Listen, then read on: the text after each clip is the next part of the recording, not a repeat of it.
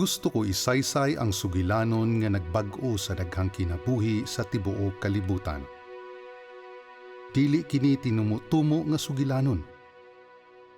Gikan kini sa Biblia nga mao ang pulong sa labing halangdong Dios, busa tinuod kini og kasaligan. Usara ang Dios, ug siya ang labing halangdong Dios. Ang labing halangdong Dios gamhanan labaw pa ni bisan kinsang tao, espiritu, relihiyosong magtutudlo, gobyerno o Diyos nga gisimba sa mga tao. Diha na siya sa wala pa bisan unsa. Sa dihang namuhat ang Dios, gipamulong lang niya. Ug ang tanan nahimo. Iyang gibuhat ang tanan diri sa kalibutan ug didto sa langit. Iyang gibuhat ang mga butang nga dili makita sama sa mga anghel. Nindot kaayo nga mga espiritu ang mga anghel nga nagsimba ug nag-alagad sa Dios didto sa langit. Gibuhat usab sa Dios ang mga butang nga atong makita. Ang adlaw, bulan, kabituunan, ang kalibutan ug ang tanang mga tanom ug mga mananap. Sa katapusan, iyang gibuhat ang tao, lalaki ug babae sama sa iyang dagway. Sa dihang nahimo na niya ang tanan, miingon siya, maayo gayud kini. Gihatagan sa Dios ang tao ug tanaman nga ilang kapuy-an. Matag adlaw, mag-uban sila paglakaw, ug suod kaayo ang ilang relasyon sa Dios ug sa matag usa. Ang Dios nagsangon kanila sa pag-atiman sa tanaman ug nga magmalipayon sila niini. Naghatag siya og espesyal nga sugo. Ingon ang Dios, makakaon ka sa bisan unsang bunga sa kahoy. Sa tanaman, gawas lang. Sa usa, diha sa tunga sa tanaman. Dili ka makakaon niini. Kung mukaon ka, mamatay ka gayud.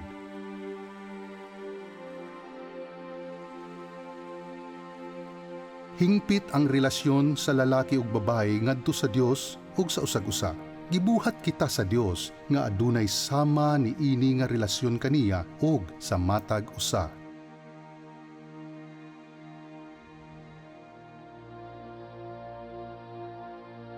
Ang lalaki ug babae adunay suod kaayo nga relasyon sa Dios ug sa usag-usa. Nahinumdum mo sa mga anghel nga gibuhat sa Dios? Usa sa mga anghel nahimong karbuso. Gusto siya nga mapareho sa Dios ug siya simbahon usab sa ubang mga anghel imbis na ang Dios.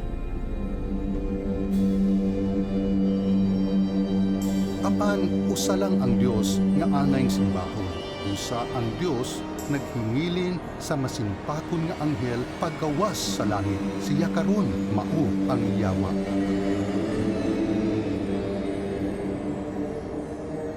Gipagawas usab ang ubang mga anghel nga mikuyog kaniya. Sila mao ang mga demonyo o daotang mga espiritu. Usa ka adlaw, ang Yawa mitintal sa babae sa pagkaon sa bunga sa kahoy nga gidili kanila. Gipangutana sa bitin ang babae, "Gidid-an ba di ay kamo sa Dios pagkaon sa bunga sa tanang kahoy sa tanaman?" Mitubag ang babae, "Makakaon kami gikan sa tanang kahoy, gawas lang sa naa sa tunga sa tanaman. Kung mukaon mi, umuhikap, mamatay mi."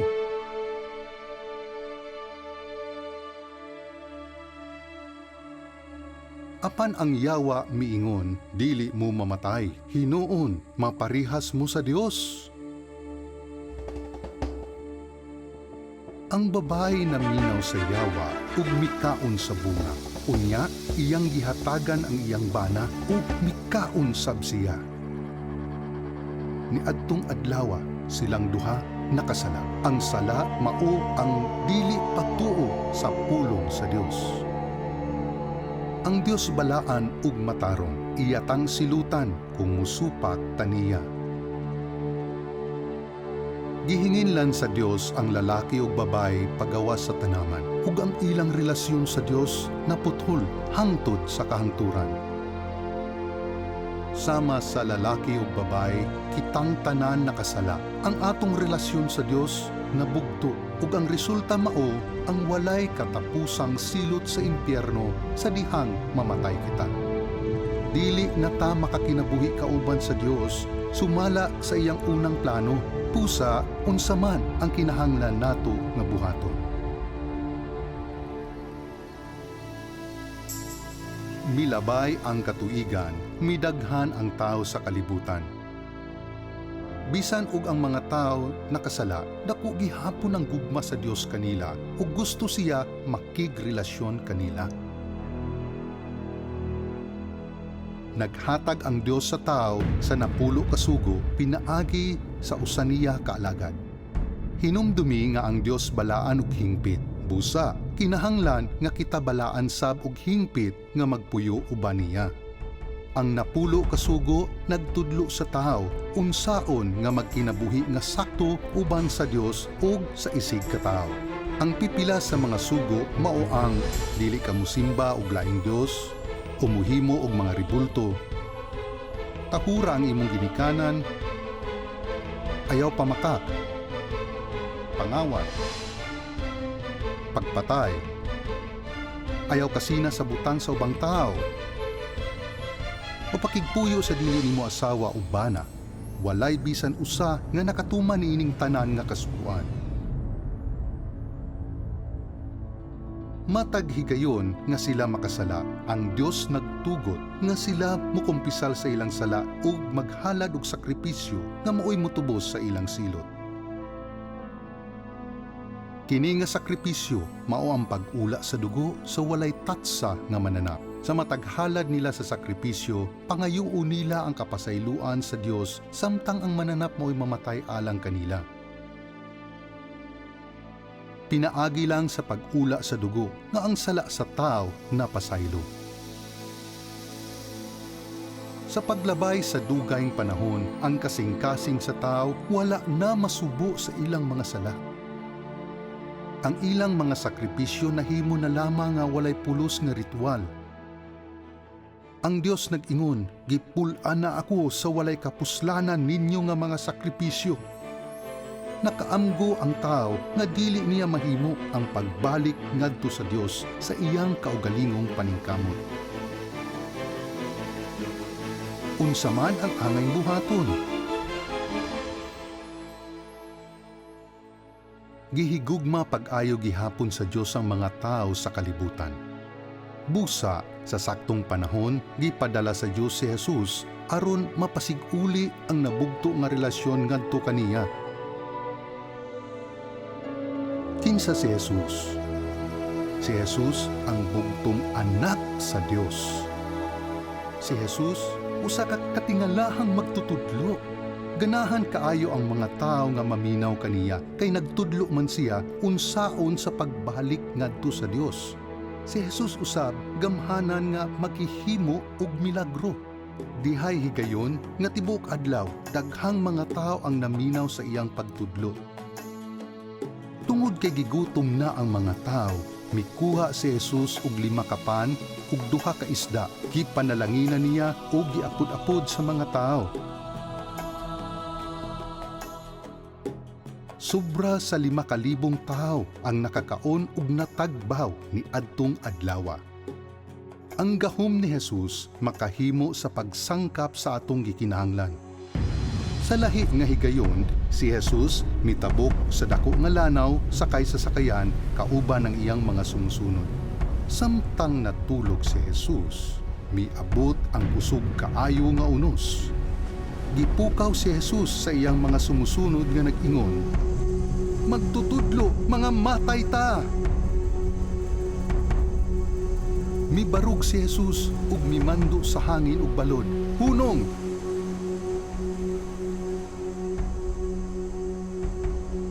Diha-diha dayon, mihunong ang hangin ug ang ulan. Ang gahom ni Jesus labaw pa kaysa kinaiyahan. Pag-abot nila Jesus didto sa pikas tampi, itagbo sila sa usa ka tawo nga giyawaan nga nagpuyo sa menteryo. Daghan kaayo ang demonyo sulod niya, busa kuyaw kaayo siya. Nakita siya ni Jesus ug naluoy siya pag-ayo sa tao. Giingnan niya ang mga demonyo, "Pahawa!" Diha-diha dayon mibiya sila sa tao ug nabalik ang tao sa maayong pangisip. Ang gahom ni Jesus labaw pa sa mga daotang espiritu.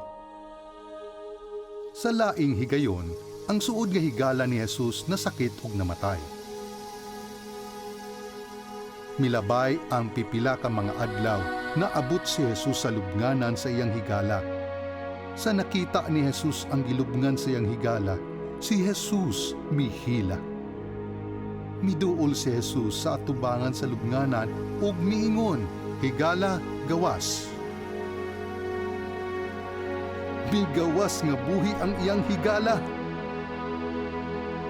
Ang gahom ni Jesus labaw pa kaysa kamatayon.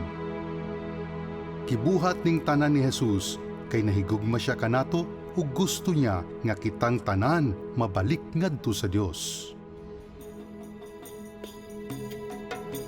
Si Jesus mao ang anak sa Dios, ang katingalahang magtutudlo ug gamhanan nga maghihimo og milagro. Sa tanang tao sa kalibutan, si Jesus lang ang wala gayud makasala. Siya lang ang dili angayan nga silutan sa sala. Daghang mga tao ang nahigugma ni Jesus. Apan may mga pangulo sa simbahan nga nasina ni Jesus. Ila siya nga gipadako, gitaral sa hukmanan o gisilutan og kamatayon. Dito siya namatay sa krus. Kilansang ang iyang mga kamot ug mga tiil. Samtang nagbitay siya sa krus, ang iyang dugo mitulo hangtod sa yuta. Dito misinggit siya, tapos na. Si Jesus mao ang hingpi ug katapusang sakripisyo. Ang Dios na higugma kanato ug mitugot nga si Jesus mamatay alang-alang kanato. Gipas-an ni Jesus ang silot sa atong mga sala. Pinaagi lamang sa pag-ula sa dugo ang mga sala mapasaylo. Kinahanglan nga adunay mubayad sa atong mga sala. Niadtong adlaw nga namatay si Jesus, gikuha sa iyang mga higala ang iyang patayng lawas o gilubong kini. Apan ang sugilanon, wala matapos dinhi. Sa ikatulo ka adlaw, si Jesus nabanhaw ug sa daghang mga adlaw nagpakita sa mga tao nga siya nabanhaw pag-usa. Gipamatud-an niya nga siya mao ang anak sa Dios. Ug unya mibalik siya ngadto sa iyang amahan sa langit. Gikuha ni Jesus ang atong silot ug naghatag sa dalan aron kita makabalik ngadto sa Dios. Si Jesus lang ang dalan paingon ngadto sa amahan. Samtang dinhi pa si Jesus sa kalibutan, aduna siya'y sugilanon. Usa ka batanong lalaki miingon sa iyang amahan, "Ihatag na kanako ang akong bahin sa katigayunan." Ang batanong lalaki miadto sa layong lugar ug didto nagpatuyang sa paggasto sa iyang kwarta. Sa dihang nahurot na ang tanang iya, nakatrabaho siya sa pinakaluoy nga trabaho, tiglawog sa mga baboy. Usa ka adlaw ni ana, nakaamgo siya. Matud niya, ang mga katabang dito sa balay sa akong amahan, may naghinubrang pagkaon, samtang ako dinhi nag-antos sa kagutom. Mubalik ako ngadto sa akong amahan, ug sultihan ako. Amahan, nakasala ako batok sa langit ug kanimo. Dili na ko angayan nga tawgon nga imong anak. Himuan na lang ako nga usa sa imong mga sinuhulan. Busa mipauli siya ngadto sa balay sa iyang amahan. Samtang layo pa siya sa ilang balay, nakita na siya sa iyang amahan, ug naluoy pag-ayo kaniya. Midagan sa pagtagbo ang amahan, migakos ug gihagkan ang anak. Ang anak miingon kaniya, "Amahan, nakasala ako batok sa langit ug kanimo. Dili nako angayan nga tawgon nga imong anak." Apan ang amahan mimando sa mga sulugoon. Pagdali, dad-adiri ang labing nindot nga sanina ug ipasulob kaniya. Pasulobi siya sa singsing ug sandalya sa iyang mga tiil. "Magkumbira kita, kay ang akong anak na nawala, karon nakaplagan na." Kitang tanan sama sa batanong anak nga lalaki. Nakasala kitang tanan ug mibiya sa Dios nga amahan. Apan sama sa anak, mahimo kita nga mubalik sa Dios. Kinahanglan nga mangayo kita og kapasayloan sa atong mga sala ug mubalik ngadto sa Dios aron makabaton kita sa kinabuhi nga iyang gusto alang kanato isip iyang mga anak. Si Jesus miingon, "Ako ang dalan, ang kamatuoran ug ang kinabuhi. Walay makaadto sa amahan gawas kung pinaagi kanako." Tugutan ba nimo nga si Jesus magdala nimo balik ngadto sa Dios? Si Jesus lang ang makadala kanato balik sa Dios. Kinahanglan nga atong angkunon sa Dios nga kita nakasala batok kaniya. Kinahanglan nga ikaw mutuo nga si Jesus mao ang namatay sa pagbayad sa imong sala ug pangayo og pasaylo sa Dios. Kinahanglan nga si Jesus lang ang imong saligan nga makadala nimo balik ngadto sa Dios ug makahatag og kinabuhing dayon isip anak sa Dios. Tungod ni ana imong sugdan sa pagsunod si Jesus isip imong Ginoo. Ang Biblia nagsulti nga gihigugma sa Dios ang katawhan sa kalibutan, nga tungod ni ana iyang gihatag ang iyang bugtong anak aron ang sibisan kinsa nga mutuo kaniya dili masilutan kundili makabaton sa kinabuhing walay katapusan. Mahimo ka nga mubalik ngadto sa Dios sama nga ang batanong anak mipauli sa iyang amahan. Magampo ka sama niini. Dios, nasayod ako nga ikaw nahigugma kanako. Nakasala ako batok nimo ug ako kini nga gibasulan. Ako nagtuo ug nagsalig ni Jesus nga mao ang hingpit nga sakripisyo nga magwagtang sa akong silot. Pasaylua ako, O Dios. Sukad karon malipayon ko nga sundon si Jesus isip akong Ginoo. Salamat sa bag-o ko nga kinabuhing dayon isip imong anak. Pag-ampo sama niini karon dayon.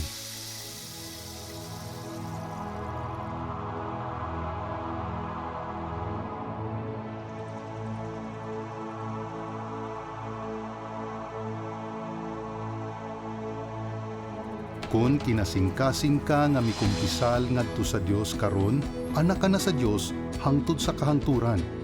Gusto sa Dios nga ang uban makahibalusab nga ikaw anak na sa Dios. Ang plano sa Dios mao nga dili lang ikaw ang mahibalik kaniya, apan gusto pud siya nga ang imong pamilya ug mga higala pinaagi nimo aron ang ilang relasyon sa Dios ug sa matag usa mapasig-uli. Ang plano sa Dios mao nga dili lang ikaw ang mahibalik kaniya. Gusto pud siya nga mahibalik ang imong pamilya ug mga higala ngadto kaniya pinaagi kanimo.